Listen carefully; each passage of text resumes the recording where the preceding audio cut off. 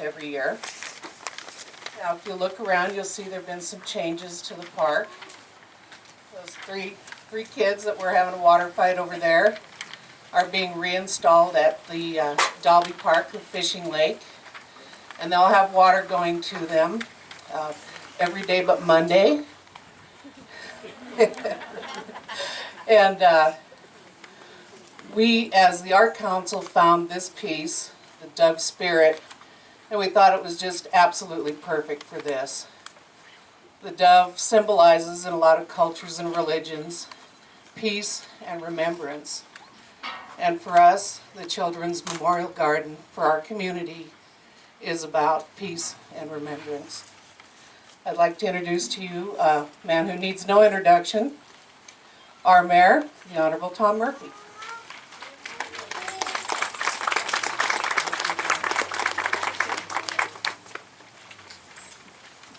Thanks, Jamie.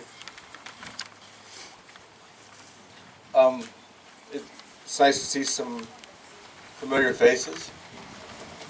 Those of you that were here last year, it was raining. And as we began the ceremony, it started raining even harder. And everyone just kind of scrunched up because the water was running through and down to the lake. But it was as if the Almighty was trying to wash away all of our sorrows. This is a pretty emotional time for me. I've done this. This is my third time. And I can empathize a little bit on what it's like to lose a child.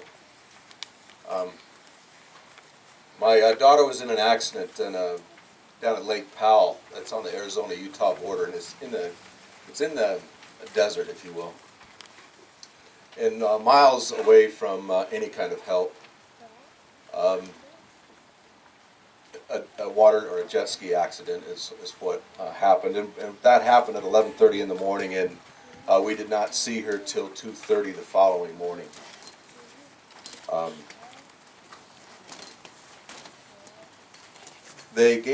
She sat on the dock at the marina at Hall's Crossing for 2 hours. They gave her 8 units of on the way in the helicopter ride to St. Mary's in Grand Junction. You're not even registering on the dipstick when they have to give you that much blood and plasma.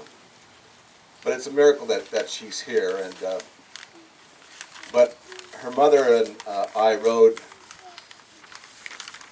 4.5 hours. There was no cell phones then, or cell service then. And so there was a 4.5 hour period where we did not know whether we were going to see her, at least in this life, again. And it's really difficult to try to understand what the Almighty's will is sometimes. But this place is very important for us as human beings. We need a place like this to place our sorrows and remember the love that we created and that is no longer here with us. So, my daughter has not been here the last 2 times, but there she is over there, Alicia Murphy.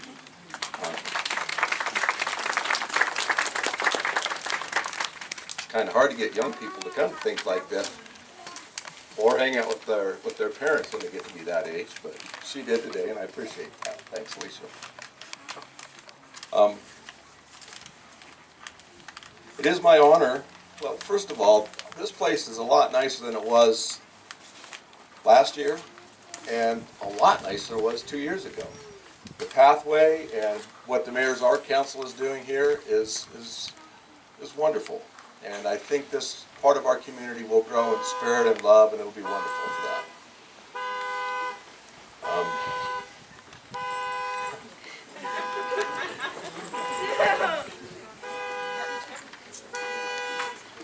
Maybe the Almighty's at work again, I'm not sure. At this time, it is my great honor to introduce our special speakers, Bertine and Amanda Bahish.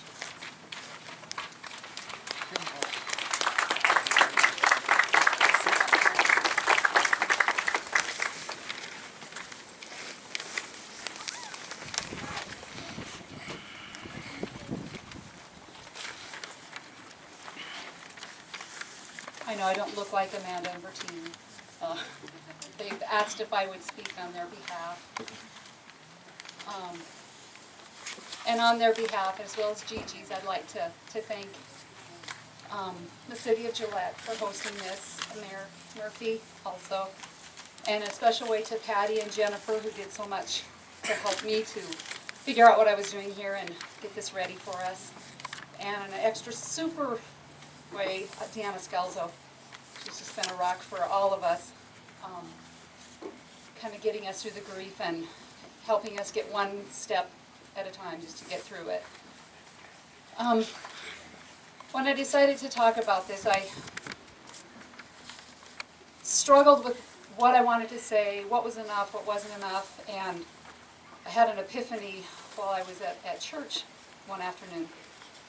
And it was the way that I pray every morning. I lay in bed when I first wake up with my eyes closed and my arms on my chest, and I think of each of my family members one by one. And as I lie there with my eyes closed, I have snapshots of each person. So I'll think of my husband Dan, I'll think of him, and I'll have a snapshot. Just whatever. It can be something different every day. Some of them I have the exact same memory. Melanie, the same memory every day when she's 5 going to kindergarten. Her little backpack on, turning and looking at me and waving goodbye because she had no fears. That's my snapshot of Melanie. So this is what I did, what I do every morning. And I asked all of the family members, from Mandy and Bertine on down to my youngest child, Allie, to text me their snapshot memories of Marcus, what they remember, what flashes in their mind. And this is what they each wrote to me. I'll start with Amanda. She says when her snapshot memories, when she would come out of the bathroom every morning, and he'd be lying in her bed with his little bobblehead looking at her, a great big goofy grin on his face. That was our Marcus. He had a bobblehead, a continual bobblehead. So, my snapshot with Amanda and Marcus is when she would bring him by every morning. I babysat him every day while she went to school. Took care of him every day, and she'd come in with him in his car seat, and when she'd go to pull him up, his little hands, he'd always pull his little head up and look at me with, again, the bobblehead out the corner of his eyes. Every morning we had that same reception. Bertine's memory, he says, my best memory of Marcus and I was holding him during his baptism. He had this great smile on his face. Even when Father was pouring the blessed water on him, he was looking straight in my eyes, like saying everything was going to be okay. I remember at his baptism, Father Cliff coming up to me afterwards and saying, there's just a few children that I baptized that this has happened with. When I baptize them and I pour the water on their head and I do the prayers over them, they look me straight in the eye. Marcus did that the entire baptism. He looked straight in Father's eyes, like he knew what was being said and what was being done, and he was just fine. My memory of Bertine with Marcus is a funny one. Was at my daughter Angela's wedding last summer, and Marcus was just a couple months old, not very long out of the hospital. He was in the hospital for 2 weeks after he was born. He was premature, and Bertine is in the kitchen. It's out at the Knights of Columbus. He's in the kitchen, and he's got Marcus laying on the floor on a blanket next to his stove, changing his diaper, and I can hear him screaming clear out in the hall on the dance floor. I can hear Marcus screaming, so I run back there to see what's going on. He's changing his diaper. Marcus didn't like his diaper to be changed when he was little. He'd scream the second he heard that Velcro come off the diaper until the Velcro was resealed, and it just shut off just like that. The second it was resealed, he'd be fine. But so that's and Bertine was just so calm, just changing up like he didn't even hear him crying. He was and is the most calm and patient father. Am I right, Amanda? that you will ever meet. He's such a wonderful father. My husband Dan, Grandpa, his fondest memory of Marcus was hearing his name for the first time. Marcus Daniel is his name. He's named after Grandpa. He says to have this little guy named after Grandpa, what an honor, what pride, something that they would share forever, a name. Auntie Angie, her memory is of how Marcus and Channing, her little girl Channing, Marcus's cousin, were only 4 months apart, and how she loved watching them interact when she got off work. I babysat all 3 of the children full time. And they loved each other so much, even at 7 and 11 months. Channing would stand up next to his little walker and do her little dance, and he would just laugh. He thought that was so funny. My son-in-law Kelton's memory is whenever I would see him, I would say, "Hey, buddy," which he did every time he saw him. And Marcus would smile and giggle with that belly laugh, and his bobblehead, of course. My memory with Kelton, because Kelton dropped Channing off in the afternoons, was Kelton playing peekaboo with Marcus, and he just thought Kelton was the funniest guy he'd ever met. I mean, his belly laugh was, I wish you all could have heard it. Auntie Mel, her favorite memory of him generally involved him sleeping. She says he always looked so peaceful. One memory that stands out in my mind all the time is when he was being a little fussy when I was helping watch Marcus. It was time for him to go to sleep, and I picked him up and sang, "You are my sunshine," to him over and over, and he fell right asleep in my arms. I always missed being able to sing to him because he loved that, and it could soothe him to sleep. And in fact, if you look at the, let's see if I can get it out here. If you look at this, the picture of him sleeping there, I actually turned it. It's supposed to be this way, and it was him sleeping on Melanie's chest. She had just gotten him to sleep in that one. Uncle Andrew, or Uncle A, his favorite memory is he took a trip to Seattle and Portland with Amanda, Bertina, and Marcus and Gigi. And he says the whole Portland-Seattle trip was a blast, but in particular holding little Marcus on the Pacific coast in Washington. Watching him dip his feet in the freezing water and shooting them back up in shock was the best part. Yeah, he was a mean uncle, is a mean uncle. He likes to torture the little ones. He would look up at me as if he was begging to be wrapped back up in his blanket and warm up again. We have a picture of Andrew holding Marcus on with the ocean behind him, cradling him. It's a beautiful picture. Uncle Timmy's memory is when Marcus and Gigi were getting their pictures taken at the stairs at our house. And that was the night before he passed away.